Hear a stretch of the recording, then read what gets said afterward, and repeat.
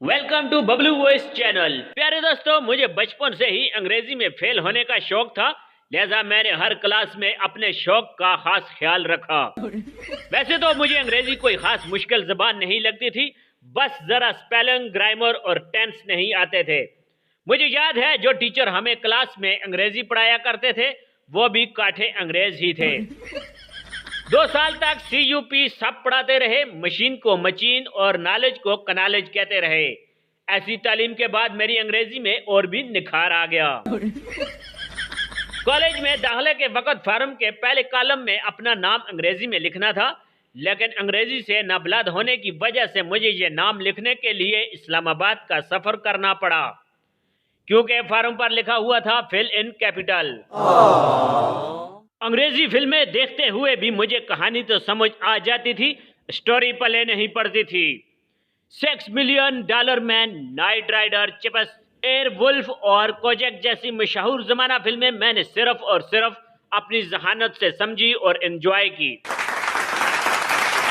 आज से कुछ साल पहले तक मुझे यकीन हो चुका था कि मैं फारसी, अरबी, पश्तो और इशारों की जबान तो सीख सकता हूँ, लेकिन अंग्रेजी नहीं। लेकिन अब जो हालात चल रहे हैं उनको मद्देनजर रखकर मैं दावे से कह सकता हूँ कि या तो मुझे अंग्रेजी आ गई है या सबको भूल गई है। कुछ भी हो, मेरी खुशी की इंतहा नहीं। अब सारे स्पेलिंग बदल गए हैं और 2-3 लफ्जों में समा गए हैं।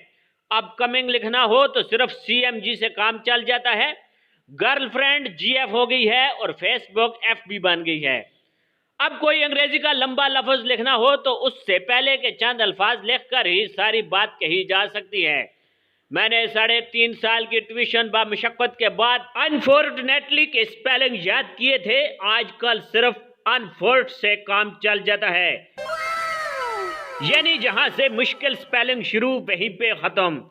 बात यहां तक रहती तो ठीक था, लेकिन अब तो इस मुख्तसर अंग्रेजी में भी ऐसी मुश्किलात आन पड़ी हैं कि कई दफा जुमला समझने के लिए इस्तिहारा करना पड़ता है। अभी कल मुझे एक दोस्त का फोन आया, लिखा था URINVINBKCRMY। मैंने हैरत से मैसेज को पढ़ा। अल्लाह जानता है 3-4 दफा मुझे शक गुजरा कि उसने मुझे कोई गंदी सी गाली लिखी है। Oh no! दिल मुतमन्ना हुआ तो ऐसी ही अंग्रेजी लिखने और समझने वाले एक माहिर दोस्त से रब्ता किया।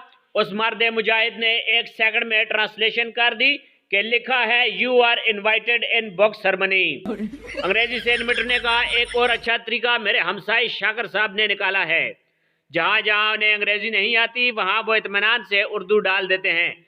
मसलन अगर खाना खाते हुए उन्हें किसी का मैसेज आ जाए तो जवाब में लिख भेजते हैं, प्लीज इस time is not disturb, I am खाना खाइंग।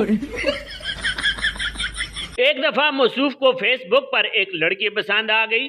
फौरन लिखा, आई वांट टू शादी विद यू, आर यू राजी? लड़की का जवाब आया, हाँ आई एम राजी, बट पहले ट्राई टू राजी मेरा प्यो ते बेबे।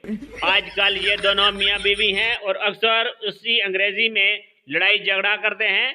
ताहम अब वो दरमियान में उर्दू की बजाय पंजाबी बोलते हैं और एक जुमला बार बार दोहराते हैं, आई सैड खसमानू खा, यू आर सारा खानदान इज चवल।